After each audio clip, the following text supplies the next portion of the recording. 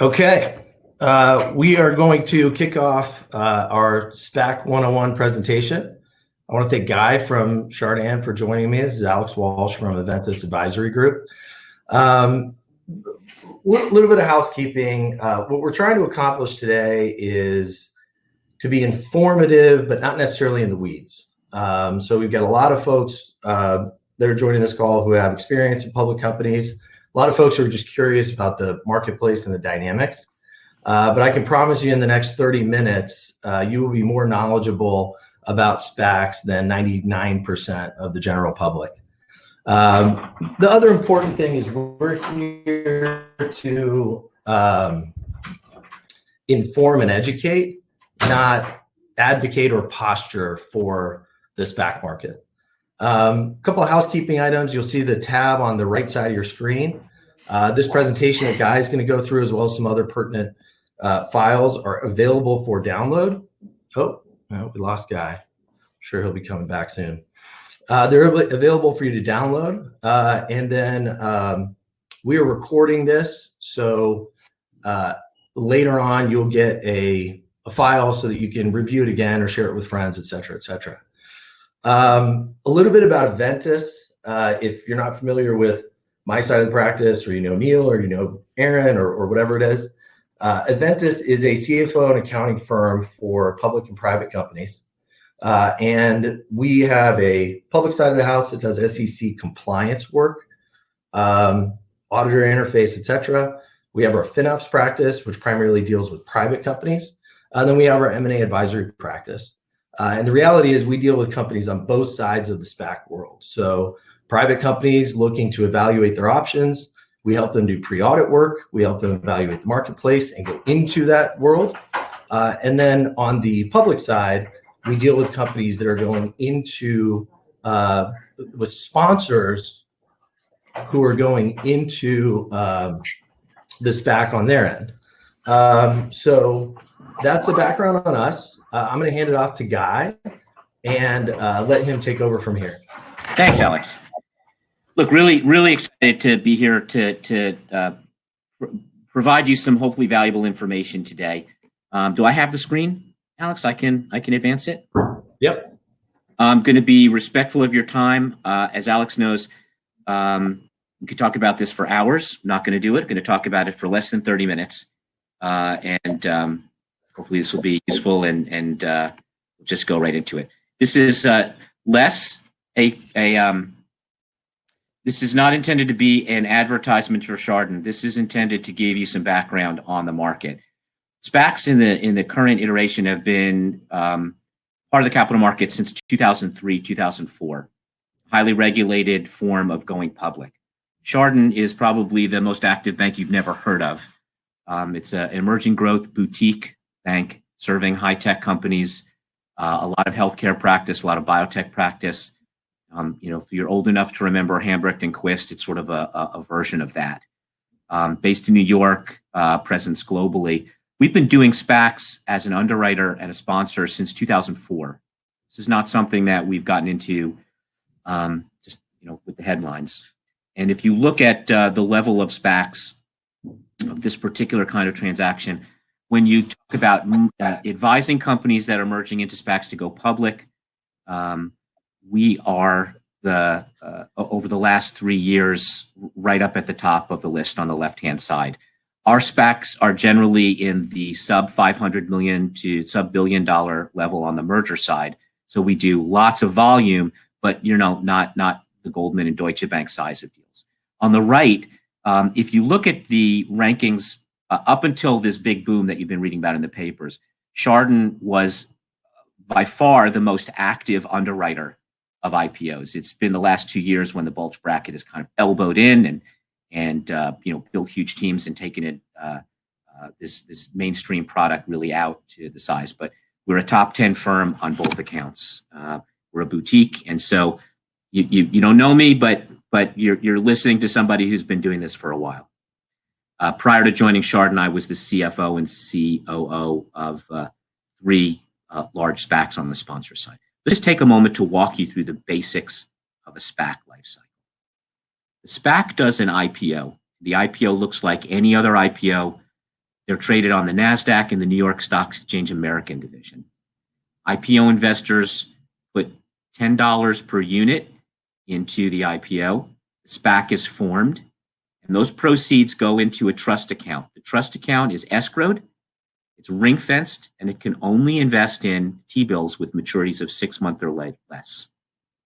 That's the IPO phase. Underwriters do that just like any other IPO. Then the SPAC management team has a limited amount of time, 12 months, 18 months, or 24 months typically, to find a business combination. And that's the M&A phase. When the SPAC management finds a target that they feel is a good public company, there's a meeting of the minds, they sign a letter of intent and a merger agreement and file a proxy statement with the SEC. What does that mean? That means the basic promise that the SPAC makes to its shareholders is that within a limited amount of time, the management team will bring a merger to market to take it public, to take the target company public. If the shareholders want to participate in the deal, they leave their money. They have at that moment the right to redeem their shares for whatever their pro rata amount of trust is, typically $10 plus interest in this trust account. At this point, they can make a decision. They can either keep their money in the SPAC or they can redeem. It's a rational decision. It's very simple.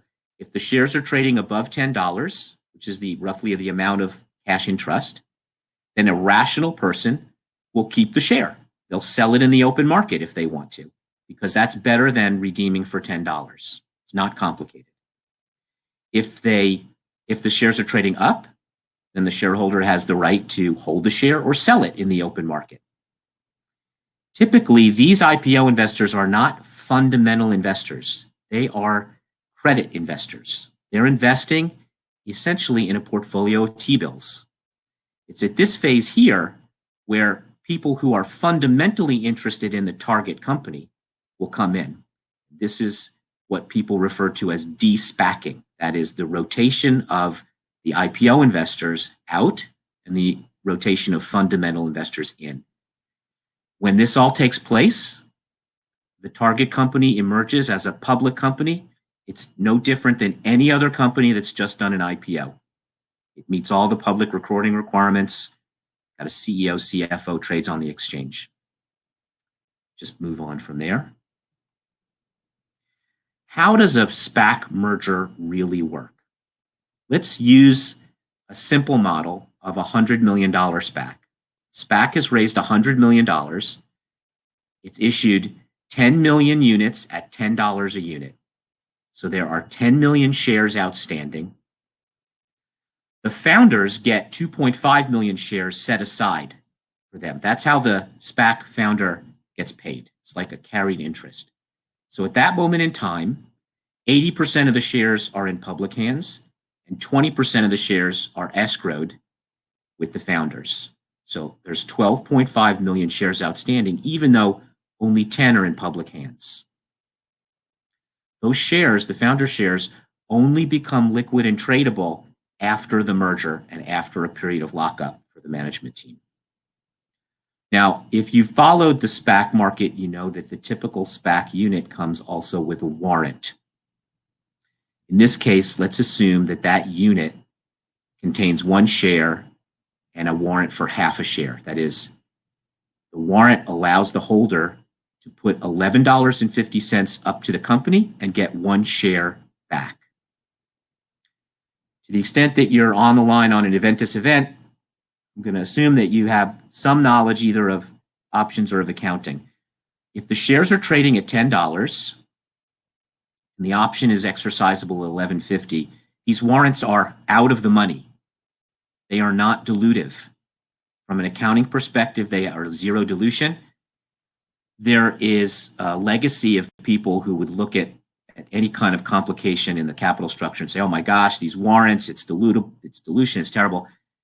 Part of the boom of SPACs is that people realize that these warrants are actually a built-in, we'll come to that in a second. The company can call them if the shares trade up from above 10 to 18, 16, $18 in this case. The company has the right to force the exercise of those warrants. Now, okay, let's go back to this. 10 million shares outstanding, 2.5 million shares in founder shares. The founders of the SPAC find a great target company they want to take public.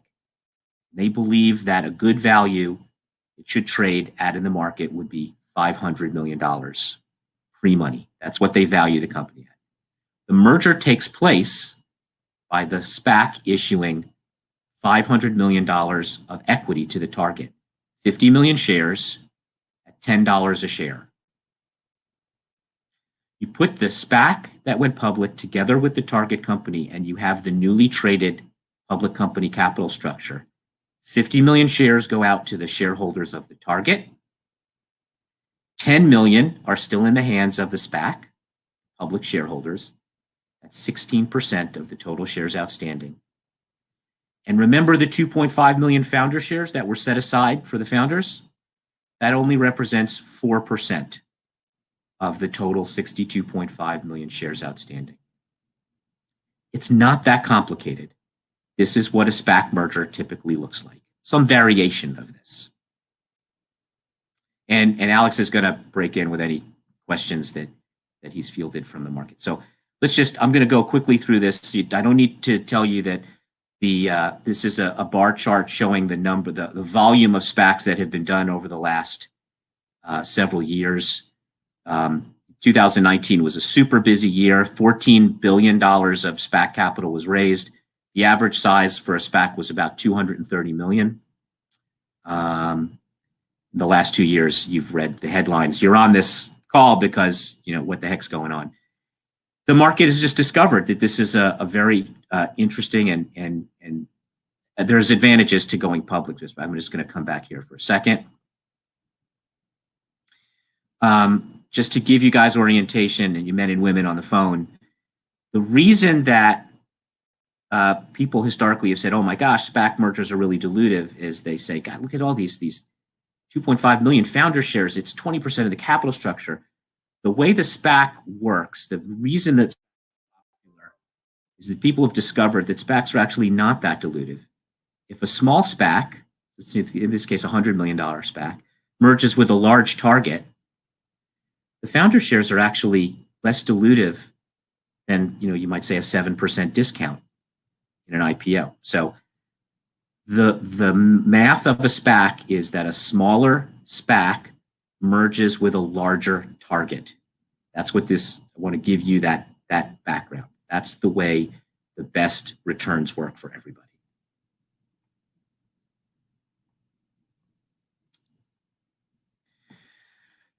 Please don't be put off by this. This is a chart of the sectors that SPACs have targeted. When they go do their public offering, they say, we're going to target technology, media, and telecom, or consumer, or financial, insurance, or we're going to have we're going to focus on Mexico. This is where people start out. The idea of a SPAC is that the SPAC is flexible, it's nimble. If the market conditions change, or if a great target in a different sector shows up, the SPAC management needs to have the common sense and skills to shift and do a good deal, regardless of what sector. So in the course of the past, so call it, since 2016, before, the last couple of years, energy was a very popular target sector because people needed capital to do fracking and drilling. So you had a lot of target companies in energy a few years ago. Technology continues to be a target. But my point here is the places people start out are not always the places they wind up. And some of the questions that we got before is, does it make sense if you want to do a SPAC to raise capital? Should you have an idea of what you want to do? The answer is you should absolutely have a good idea of the target sector and some of the target companies you want. The point here is a good SPAC execution is one where if your ideas fall out of favor, or if you have an opportunity in a different sector, successful SPACs are nimble and they're able to shift. One of the many reasons that people get confused about SPACs is they think they're something. I'm here to tell you that a SPAC is simply a placeholder. It is a way to go public. It is an alternative to an IPO. And so the question is, why do you use a SPAC if you want to take a company public? Why would you use a SPAC instead of an IPO? It gives you all the benefits of an IPO and many benefits of a merger. It's more flexible. So at the end of the day, you only think about a SPAC if you want to be public. It is a public vehicle, a go public vehicle. You can get cash if you can identify fundamental investors who want to be in the SPAC. Cash doesn't necessarily ever come from the initial investors. The initial investors typically cycle out and they're replaced with cash from the trust by people who hold through the merger. It's typically a much faster process than an IPO. We're not here to argue about what is more expensive or what is less expensive, but on a dollar for dollar basis, SPACs can be less expensive. There are cases where an IPO might be lower cash costs, but it's certainly comparable. This says lower, but let me just say that it's certainly not more cash expense than otherwise.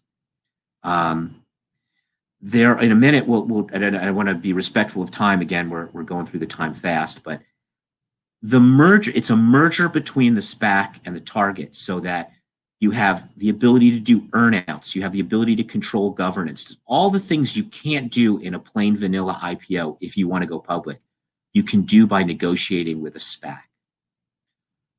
You can get a SPAC closed even in the worst of markets, because unlike an IPO where the window may close or the market sentiment may change, you're negotiating a SPAC sponsor with a target company.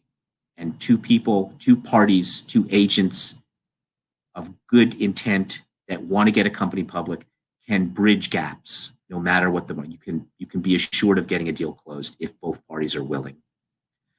There are many reasons why a SPAC combines the best features of an IPO and a merger. What makes an ideal target company for a SPAC merger? I'm going to say this over and over and again. The company wants to go public. It is ready to be public. It has in place a management team that's prepared and capable of running a public company. They have controls and audits in place. It has to have everything you need to do an IPO. It needs 2 or 3 years of PCAOB compliant audits. It has to be done the audits need to be done by a reputable Big Four or a near adjacent firm. Anything an institutional investor would require in an IPO and a regulatory, legal, SEC, and FINRA framework is required in a SPAC target.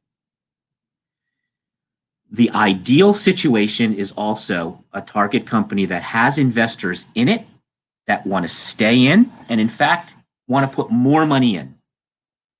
Rather than putting it in the form of private equity or venture capital, they'd rather put that capital in the form of freely tradable public shares.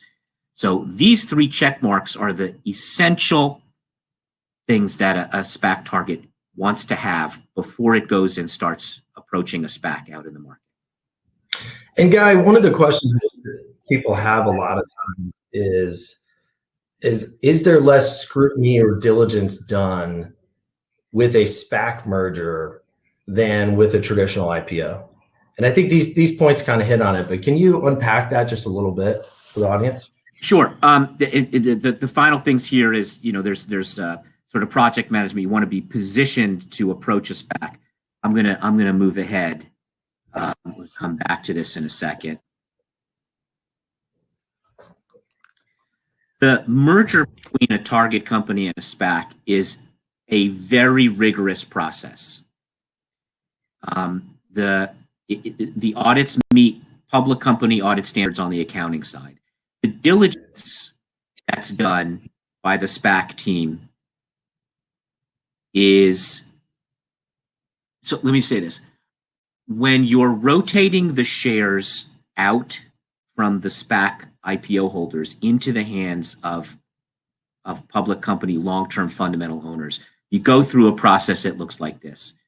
When you sign the LOI here, there's a level of business due diligence that's going on while you approach. If this is from the standpoint of a target company, this is not to scale, but you're talking about something that takes 3 to 4 months from start to finish. From the moment you sign the LOI, you have a large team of accountants, folks like Aventis, preparing the books and records, preparing the financial parts of the proxy statement. There's preliminary due diligence that takes place. All sorts of scrubbing of IP, all the kinds of diligence lists you go through prior to an IPO. Then there's extensive confirmatory due diligence that's done both by the SPAC team, but also during this period of confidentiality before the public deal is announced. The bankers, target companies are going out to institutional investors, bringing them over the wall. To those of you who are familiar with public markets, you can give target investors a confidential look at the deal. They simply need to sign what's called a standstill agreement. They agree not to trade the stock of the SPAC. And one of the reasons that large institutions participate in SPACs is this is a much longer period of diligence that they can do than an IPO. Those of you who are familiar with an IPO, it's a very compressed process. Once a deal is filed publicly, there's really maybe a month of diligence that institutions can do. Here, institutions can come in over the course of several months, look at forecasts, really interact with management, and get comfortable. So I'll pop back. The accelerated part of this is what the public sees here, this sort of a 2 to 3 month proxy process here at the end, where, you know, the popular press, it's very easy to say, look, this is not rigorous, nobody's doing any diligence. The fact is, for those of us who are practitioners, that a well-researched deal is a well-researched deal. There are poorly researched IPOs all the time. And I would just say that there are bad IPOs and good IPOs. There are bad SPACs and good SPACs. The process should be just as rigorous here. I'm going to just pop back quickly, and then we'll wrap it up shortly. A SPAC is first and foremost a going public transaction. It is an alternative to going public in an IPO. So if you are advising a private company, if you're managing a private company, and you want to raise capital, and you ask Alex and his colleagues, should I do a SPAC? The answer is, do you want to go public? If you want to raise capital and you have no notion of going public, the answer is no. SPAC is an alternative to an IPO. I've said that maybe 50 times. I'll say it 50 more times. So if you want to, you know, what is a SPAC? What do you need to think about for a SPAC? If you want to raise capital and you don't want to access the capital markets, then you can do a private financing. You can do it very quickly in a few months. You can have total flexibility. You can negotiate whatever you want with a private equity firm or a venture capitalist. It's totally confidential. No one needs to know about it. And you wind up with some ability to retain the upside. But depending on how much you sell, you may lose control. But that's not even the point. The point is, if you don't want to be public, don't think about an IPO and don't think about a SPAC. If you want to go public, you have an alternative. You can do an IPO or you can do a merger with a SPAC company. And here I'll just quickly touch on the reason that so many sponsors are coming to market. You could argue whether it's too many. I think the market is telling you there's too many sponsors coming to market. This is the main reason people are doing it. The target company is interested in merging with a SPAC because it retains control just like an IPO. It raises capital just like an IPO. It has access to the stock exchange just like the IPO. But it has a high degree of control over the transaction. It's a negotiated transaction. With an IPO, you're really subject to the whim of the market. If your sector is in favor, you can get the deal done. If not, the window's closed. So many companies that do SPAC mergers have tried to do IPOs and failed. Not because they're bad companies, because their story was complicated, they were out of favor, people couldn't do sufficient diligence in a short period of time. more complicated capital structure. So this is the main point here, is that it's versus an IPO. It's not versus other forms of financing. So let me. And I know we're gonna go a little bit over, folks. So stay with us. But if you want, I'm going to take you back to this one of the prior slides. Go ahead. At the bottom, and again, you can review these slides, and the folks who have 10:30 calls that they have to jump on. Yeah. Feel free to go. But this slide, I want to hone in on the bottom part, because I don't think it's easy enough to extract the who the SPAC sponsor is and what the target company has to be just from reading this. So if you could talk about the highlight and extract value premiums, just for a couple minutes, it would be really valuable for the audience because they're kind of understanding it. Quickly going down the left here, the thing that drives the appeal of a SPAC is there's a public-private arbitrage. The public market likes the sector better than a private buyer. That arbitrage makes this work. The M&A strategies are, you can use all kinds of complicated, sophisticated tools to extract value. You can have earnouts if you're a growth coming in the future. You can retain control. So there's lots of M&A structural advantages to a SPAC over an IPO. The SPAC already establishes that this is an institutionally traded stock. It's liquid, it's out in the market. But what Alex is referring to here on the bottom, if you have a SPAC team, the SPAC sponsor, that has expertise in capital markets, they understand how to make a story sing to public investors. That's an ability for them to monetize their deal flow. They can find an underappreciated private company and help tell that story. They can create a liquidity premium by taking the company public.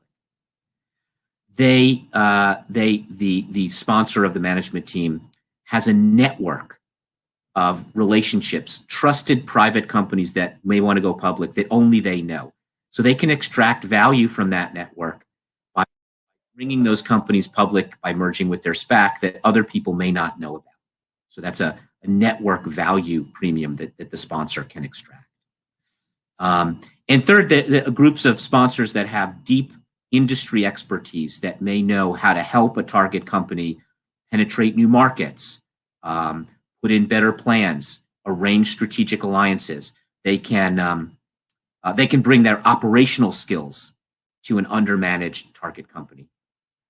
So these are things that sponsors do to create value and earn the value that they bring. So I'm going to go to a final page here. An IPO is not project finance. It is not a way to build a new real estate development. What it is a way to get financing and get public for any kind of operation that would be a good public company. If a single asset hotel is a public company, then great, you can take a single asset hotel, but ask yourself, is what my asset is a good public entity, then it should merge with a SPAC. The initial SPAC shareholder base is simply a placeholder. It is a structure, a publicly traded structure that's backed by T-bills. The responsibility of the SPAC is to cycle those investors out and bring in fundamental investors in. And the aims of a SPAC are the same as an IPO, to bring great value to public shareholders in a sustainable story, a company that's going to do well in the beginning and the end. It's got to have sizzle to attract attention, just like an interesting IPO, but it's got to have stake. It's going to have a long life as a public company. So with that, I'll stop. We've gone just a minute or two over. I apologize for that. Lots of thank you. Hope it was valuable. One of the things that I've always found really elegant about the SPAC market is, no offense for any of our private equity friends who are on the call right now, but what I find really elegant about it is when a private equity fund gets towards the end of the cycle of deploying capital and they have discretion over that capital, a lot of times you see in the marketplace people overpaying for businesses where the average price came in at 7 times, all of a sudden someone's paying 2 turns of EBITDA above that. What I find elegant about the SPAC market is that you can control the mechanism, because if a SPAC gets up towards the 18 months, they can't just smash a deal in there because the sponsor is worried about risking their upfront capital. Because if they come to the market and they can't convince a pipe investor to backstop them for the appropriate capital, doing all that diligence, under a standstill, and they can't convince the original investors that they have struck a good deal that has good fundamentals and the sizzle, then the SPAC's not going anywhere. Do you have any kind of comments around that, or thoughts, or? I do. So this is not, everybody on the call, take this with a grain of salt. I'm an investment banker. I'm not trying to sell you on a SPAC, but this whole notion that I've got a company I want to take public, I'm going to go find a SPAC that's desperate at the end of its life and negotiate a deal where I'm going to get tremendous value and get it out there publicly.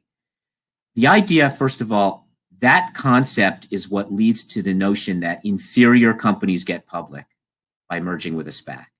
And I'll tell you, as somebody who represents companies on the merger side and also represents SPACs, that's a horrible premise to approach a SPAC with. The SPAC needs as much time to do diligence, reputationally and legally, as any. So if you've got a company that you want to get public and you say, well, I couldn't do it with an IPO, you should probably not be trying to do it with a SPAC, because any reputable SPAC sponsor is gonna say what Alex just said, which is, I want to do every bit of diligence. I want to take my time, and if not, I'd rather liquidate. It is this whole idea that somebody's going to do a bad to preserve their risk capital. It's an anomaly of the structure, and all of us who are in the business are always on guard. I mean, I couldn't do a next deal if one of my deals was done disreputably. So take that with a grain of salt.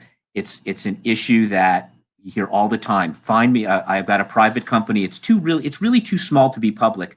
Let's find a SPAC at the end of its life and do a deal. And we say it's not a deal you want to do. You don't want to be public unless you really want to be public. You want to extract the final value. Go to a private equity or strategic buyer who's got a low cost of capital and negotiate the highest possible value you can and hand them the keys and walk away. A SPAC is not designed to do that. That's right. And I think, and people are asking, is this a SPAC bubble or whatever it is? And I have conversations with folks about that all the time. And, the fundamentals are, the only person at risk is the sponsor, who's a well-heeled industry veteran, financial, veteran of the hedge fund world or whatever it is.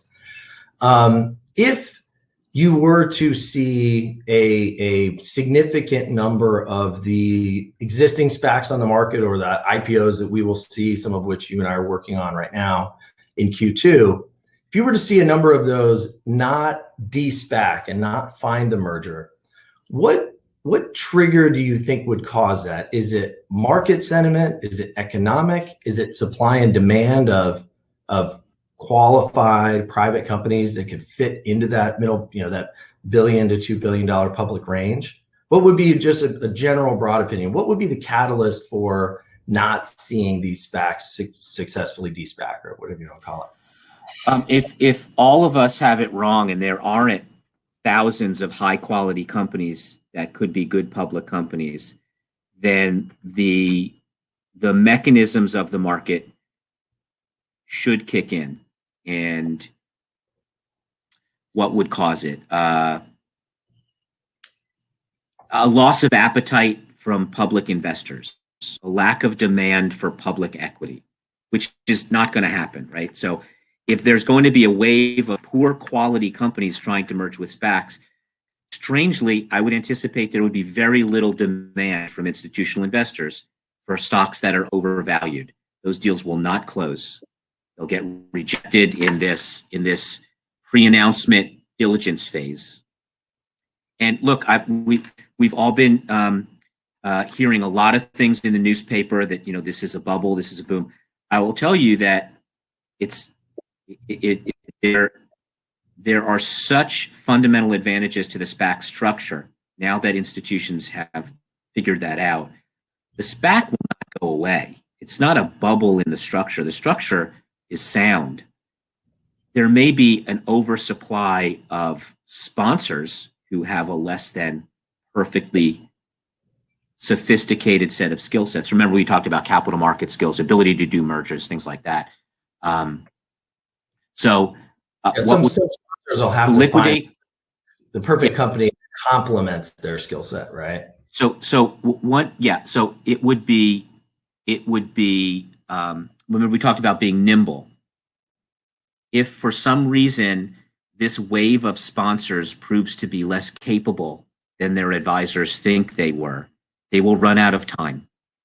Mm-hmm. But I can tell you as a practitioner, a $500 million SPAC can downsize and do smaller deal. It's much easier to upsize and do larger deals. Right. But a complete lack of demand for mid-cap companies in the public equity markets would effectively remove the demand for de-SPACing. And I promise, folks, I've got 2 questions, and we will handle them quickly, and we'll get out of here. One question is specifically around we saw the average SPAC, and I think the number was like $230 million in trust, et cetera. Yeah. You see a huge range. You've got Ackman SPAC with $4 billion, but there's very few SPACs under $100 million. So is there a lower bound? And do you see that changing in the future? Where is the limit on what would make sense for the public market to see success in a size of a SPAC IPO? The smallest SPAC that we recommend is no smaller than $50 million in this SPAC trust. That would lead to merging with a target company that would be $300 or $400 million of value, and you wind up with roughly a micro cap company. And in those cases, the use case for a small SPAC is tremendous, because if you've got a small company that will grow to be $1 billion market, if there's a story for that small company that it should get public, then a $50 million SPAC is a great vehicle for that. However, it still requires the skill to do a capital markets transaction. It's got all the same risk of losing the risk capital if you liquidate, but no smaller than that. Really, the institutions who invest in SPACs are going to want to have a choice to look at a $500,000 exit, right? Not the size of the public company. There's $500 million has to be your kind of target value coming out of the right. There are small. Again, I'll stop by saying, biotech SPAC Chardon just announced a merger of one of our SPACs with Renovacor. Not an ad for that company, but the combined market cap's about $300 million. But if they have value creating catalysts, it'll be a multi-billion-dollar stock. Mm-hmm. Highly risky, right? No guarantee of that. But that's a very, very small SPAC. But there's lots of small biotech SPACs. You wouldn't want to bring, a distribution company that's growing at 10% a year public if it's a $300 million SPAC. No one's going to care. So, but $50 million is probably the low end of an institutional size SPAC.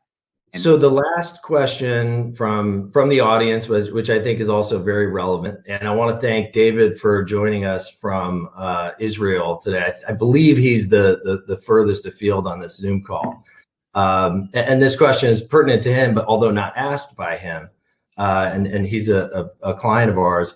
If you're a target company, what potential pitfalls should you be mindful of if you're being approached by a SPAC or you're thinking about going into the SPAC? And I would say more transactional. I mean, everyone knows your pitfalls around accounting and sophistication, all the things you've reviewed. Yeah. But as you're starting to think about the transaction, is it the banker? Is it the equity? Is it the corporate controls? What advice would you give a private company as they're going down that road? I think the advice is it's a relationship transaction. You want to be sitting across. I am not a big fan. I am not a big fan of these things, a SPACtion or a SPAC auction or sending out 50 email. I want to be public. I'm going to send out 50 letters to SPACs. Bid on me. I want the highest bidder. That's not the essence of a SPAC transaction. Is a negotiation in good faith between two parties that want to own a long-term, solid public stock.